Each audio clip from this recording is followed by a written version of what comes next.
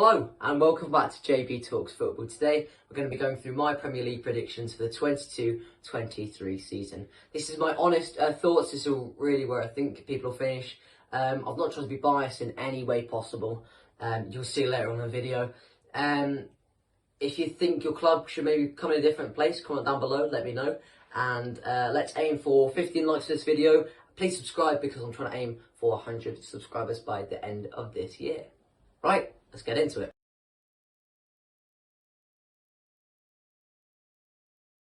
Let's go through the top four. In my opinion, Manchester City will win the league. As much as it hurts me to say it, I think they will dominate. I don't see Liverpool really being close to them like it was last season. Obviously, a few point difference. I think signing of Haaland will just give them that extra push. If you look at it, they won the league last season with Jesus, who definitely isn't the world's best striker. Doesn't quite live up to that, Aguero level, consistent, reliable, going to get you guaranteed double-figure goals. I think Haaland, again, he's, in my opinion, best player in the world. I think he'll definitely guarantee that title. And they would dominate, I believe. I don't see Liverpool catching them, or making it quite as tight as they did last season. Talking of Liverpool, I think they'll finish second. I think Darwin Núñez, I think there's question marks over him. Yes, he's just gone and scored 4 in pre-season, but it is pre-season. Will he have the effect that maybe Diaz had, came in straight away, effective goals, creativity? Who knows? I think Liverpool fans, especially for you, give him time. You've got to give him time. He's come to the best league in the world, in my opinion, the Premier League. Fast. It's, you've got to be a really versatile player to be effective in the Premier League. Give him time. Mane, massive loss. Will Luis Diaz fit into his shoes? Because, in my opinion, Mane is a world-class player. World-class, got to be brilliant time and time again. Got to be reliable, consistent. Is Luis Diaz that? Obviously, his first full season in the Premier League. I personally don't think so. But like I said, Núñez, Diaz, go prove me wrong. Please do. In third, I've gone for Tottenham. I think that they've invested brilliantly. I think Conte's really thought through what his plans are for this season. Again, qualify. Like most clubs, they're every year want to nudge a little bit closer to the title and challenge even more each season. His investment's been brilliant. He's invested in players like Perisic, a really experienced player, who I think can definitely bring that little bit extra that Tottenham may need, considering all the tournaments they'll be in over this season. They've also invested in youth with players such as Spence from Middlesbrough, who I definitely could see challenging for a place in the England squad in the next 2-3 years, maybe prior to the next Euros or going into the World Cup after that. And I definitely think that they've got the players. I think Kane, Son, obviously they rely on them maybe a little bit too much, but they are so good. They are so consistent, and I definitely see them finishing in a European spot. In fourth, I have gone for Chelsea. I think they won't have a very, in their opinion, successful season. I definitely think last season, looking at it, really, they should have challenged more for the title. I don't think they're really out of the races last season. Obviously, the time players like Koulibaly, again, give him time. Coming into this new league, it's going to be very different for him. And Sterling knows the league like the back of his hand. Yes, he wasn't really getting into that Manchester City squad as much as I think he would have liked to, and I think the move is right for him as well as right for Chelsea. Will he be able to be that natural striker? Will he play centre forward? Yes, he wasn't brilliant, but I think Lukaku's a massive loss for them. I think even just having that natural striker up there who could maybe, tap one in there, I think is needed. Obviously, there's possibly a very broken relationship between him and Tuchel. Talking of Tuchel, I don't see him lasting to the end of the season. I think they had for a Chelsea perspective, an awful run into the end of last season. Look at historically, even their best managers, Ancelotti, Mourinho, haven't lasted really much longer than that 3-year mark. It's coming into about 2.5 now. So if he doesn't go this season, I definitely could see him going next season. But that is my, those are the teams I think will end up in the Champions League next season. Let's move on to the other European spots.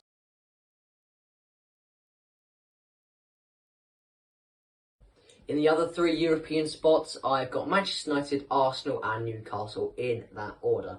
Starting with United, I think Ten Hag has brought in the right players. I think if you look at it, he's brought in diverse players like Martinez. He's definitely a defender who can push forward, maybe take some pressure off Maguire. You've got youth, Malacia, fast, youthful. He's probably going to beat Luke Shaw into that squad just based off his pace.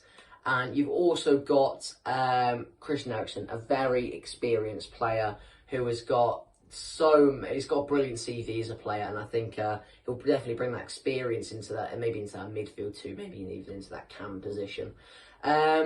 I definitely think Europe's the aim. Champions League, I don't think we're ready for. I think United fans got to be patient. It's a rebuild. It's not going to happen in a matter of days. It's going to take time, and I think that rebuild starts with Ten Hag.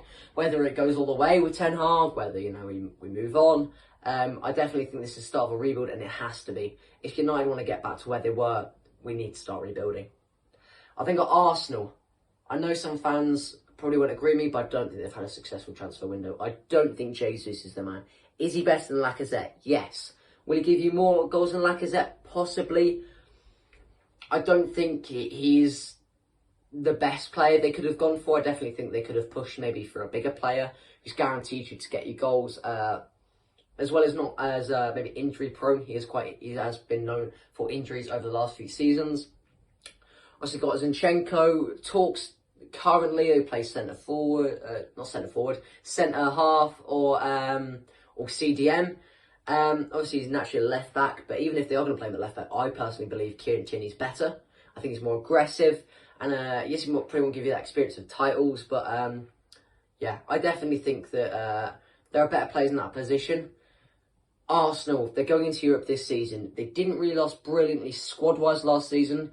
These investments definitely bring experience of European football, but I think the big thing for Arsenal, they rely too much on their youth, in my opinion. Saka, Smith Rowe, yes, they are possibly some of the best young players in the world at the minute, but I think you've got to bring in more experience. You've got to bring in players who know Europe, who know how to affect the European game, and I don't think you really seek that in Smith Rowe or Saka. But like I've said it with Diaz and Nunes. Go prove me wrong, please. I'd love to see both players tear it up again this season. And the last European spot, I have got Newcastle. I think a big shock for me was they didn't go spend massive. They didn't go and buy, like Ramos or someone absolutely huge, a massive marquee signing. They've brought in players who have got experience of this league from abroad. Botman. They've brought in players who can definitely affect them in the ways they want to do, pushing that little bit closer. I think Europe's definitely the aim for this season, especially considering the aims will be let's get to the title in 5 years. But they've very cleverly gone a little bit at a time because they don't want to be in financial issue. That's the whole point of these new owners coming in. Mike Dean didn't put the club in the best financial state they could have been. Not Mike Dean, Mike Ashley, sorry. But yeah, I think for them, Europe, they've got to aim for Europe this season. And that is all the European clubs that I think for this season.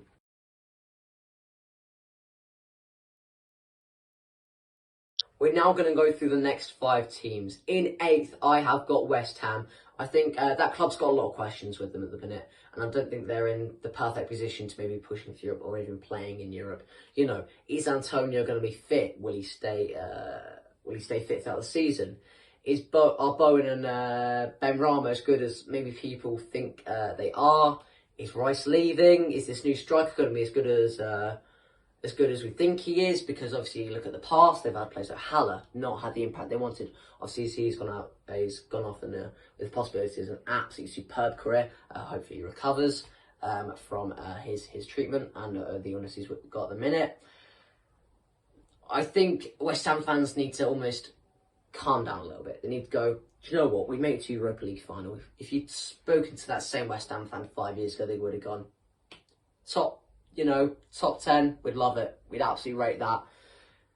But they need to sort of recuperate, bring in some more experience in that squad and go again. But I don't see them finishing in Europe.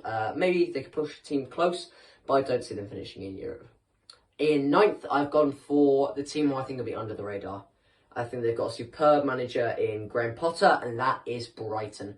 I think Graham Potter has brought them so far as a club. From relegation battle to being big clubs like United 4-0 last season. I think they're going to be under the radar. Obviously, Cucurella could be going. They've had a 30 mil bid from City. They said, no, we want 50. Obviously, if that does go over the line, that's big money. And they're also going to want to spend that correctly to push, again, like Newcastle, obviously not the same financial backing, but to push a little bit further up that board, up the table. Obviously, there's Basuma, big player for them. I think, again, it's like them investing in the right players and pushing further on. But keep an eye out for them because I definitely think they'll go under the radar. In 10th, we're at mid-table now, we're at the halfway point. I've gone for Leicester. I think that they, over the last 2 years, I think it's been not talked about enough, but I think they're struggling. I definitely think they're struggling as a club. Vardy, he's getting on a little bit now. Can he really, put in the goals like he used to? Again, Jamie, go prove me wrong, please do. But I think, again, they need to start putting together a squad. If you look at it, they won the league, and now they're here, sort of struggling around mid-table. Daka, again, I think this is his first full season. Go prove me wrong as well. But I just don't see them really challenging for Europe. I think they, again, just like West Ham, I think they need to calm down, recuperate, and go again. Next up in 11th, I've gone for Aston Villa. I think Diego Carlos is a superb signing, great investment going forward. Superb job by Steven Gerrard there. Again, his first full season in the Premier League. I think he's proven how good a manager he is. He definitely has. But I think it's just, can we see if we can get this a little bit further up? Because they've got the squad. I totally think they've got the squad to go and push maybe a European spot in the next 2 years. Coutinho, I think, again, a very under-the-radar player. But I think they've got the creativity. They've got the solidarity at the back. They've got Martinez, Emilio Martinez, who in my opinion, who in my opinion is the best goalie in the Premier League. Even as a United fan, I'm saying that. I think he's the best in the Premier League, maybe even in Europe at the minute. But for them, again, it's edging that little bit closer. Bringing in that squad, which they're definitely doing. They're recruiting well. Big marquee signings. Recruiting well and just pushing that a little bit further on. In 12th, I have gone for Southampton. I think mid-table is a very familiar spot for them. Whether they can maybe push a little bit further on the next couple of seasons is a question. I rate their home shirt, by the way. I think it's awesome. But I just don't really see them pushing any further. Obviously, they've got Ward-Prowse. Maybe if he thinks about it, could he move on? I think for his career, he needs to, in my opinion. Again, like players like Declan Rice, they just need to move on. But yeah, I think it won't be much different next season. Ups and down a bit here and there. But I definitely see them finishing maybe mid-table, maybe a little bit further on. Next, we've got the next 5 players, and then we'll do the relegation battle.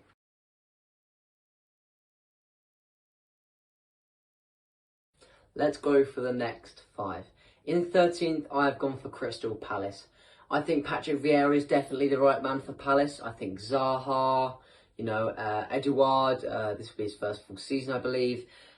They've got the players. I just think they need the consistency. I think especially they've not really been consistent. Obviously, you look at it, draws with teams like Brighton.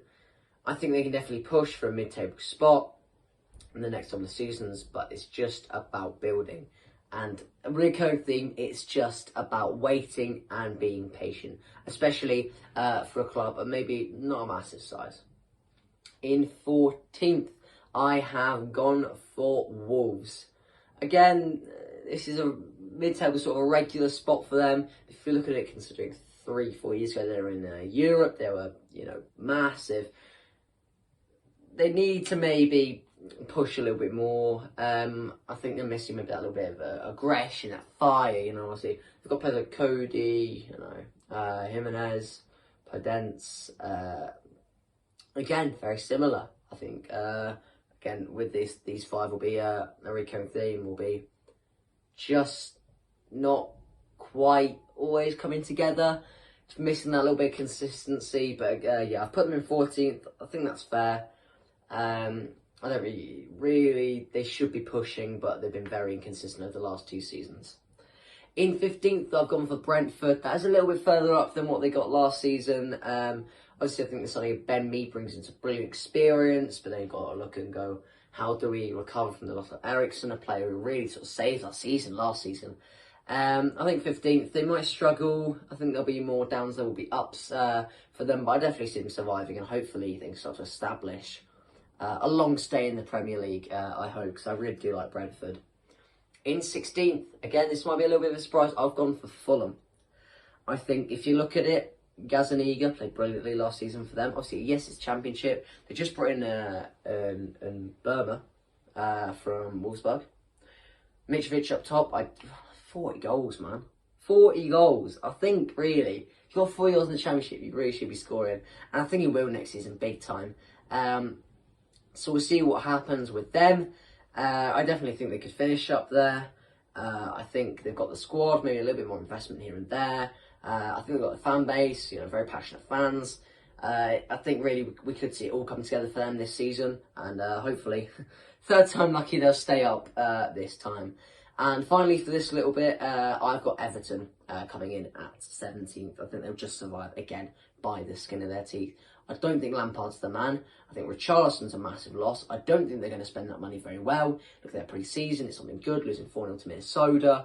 It just doesn't and shouldn't happen for a Premier League team. Again, I think they'll struggle this year and they'll go down next year. I think if they don't this year, I think if I'm wrong, they will go down this year, and if not, I think we see them going down next year. And let's get into the relegation battle.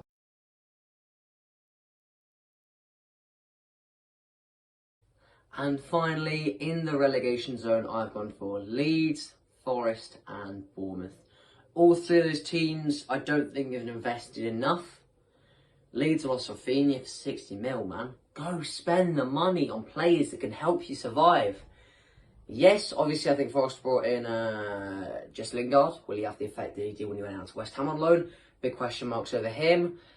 And you've got Bournemouth, who I think they've got good managers, Scott Parker, but I just don't think they've got, one, the money, two, the fan base, or three, the hunger.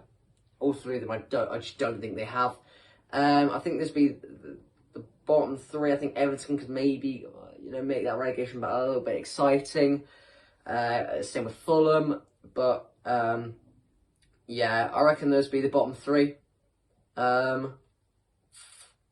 I don't really see anyone else really coming into that spot. I think it's usually the bottom three. I can see Fulham surviving because the difference between them and the other two clubs is they've invested big time into players that they need and want.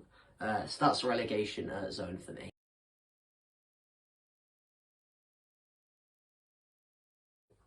Thank you guys so much for watching. Please drop a like, remember we're aiming for 50, and subscribe, 100 by the end of the year. Where do you think your team will finish? Comment down below. Any other video ideas, DM me or comment down below. Hope you have a great day, and I'll see you next time. JB out.